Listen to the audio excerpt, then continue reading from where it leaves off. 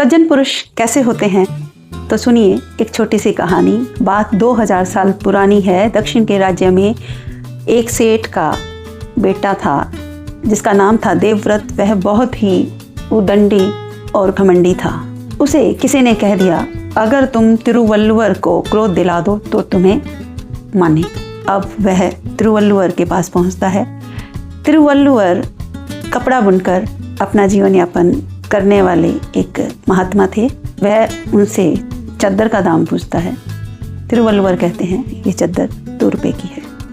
अब देवव्रत उस चद्दर के 2 टुकड़े कर देता है और फिर दाम पूछता है। तिरुवल्लुवर कहते हैं 1 रुपये। देवव्रत फिर उस चद्दर के टुकड़े कर देता है और फिर दाम पूछता है। तिरुवल्लुवर फिर कहते हैं 8 आने। यही क्रम बार बार दोहराया जाता है और वो चद्दर के बहुत सारे टुकड़े हो जाते हैं। अब देवव्रत कहता है, अब ये चद्दर मेरे काम की नहीं रही, मैं इसे नहीं लूँगा।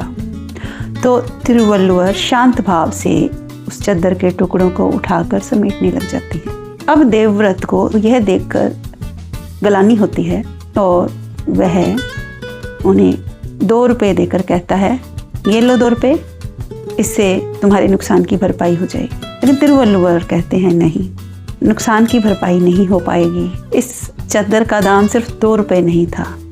इस चद्दर को बनाने के लिए पहले किसान ने कपास उगाई, कपास से रेशे निकाले, मेरी पत्नी ने उसका सूत काता और मैंने महीनों लगाकर इसे बुना।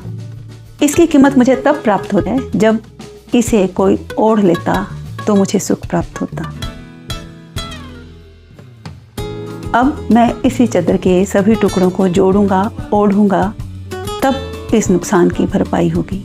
ये सुनकर देवव्रत पानी पानी हो गया और उसने महात्मा तिरुवल्लुवर के चरण छू लिए और माफ़ी मांगने लगा। तो महात्मा तिरुवल्लुवर दक्षिण के कबीर के नाम से जाने जाते हैं। बहुत महान संत हैं। इनकी कहानियाँ और रचनाएं आज भी हमारे बीच में जिंदा हैं।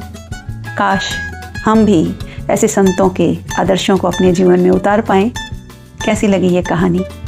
शेयर करें जिन्हें इसकी ज़रूरत है।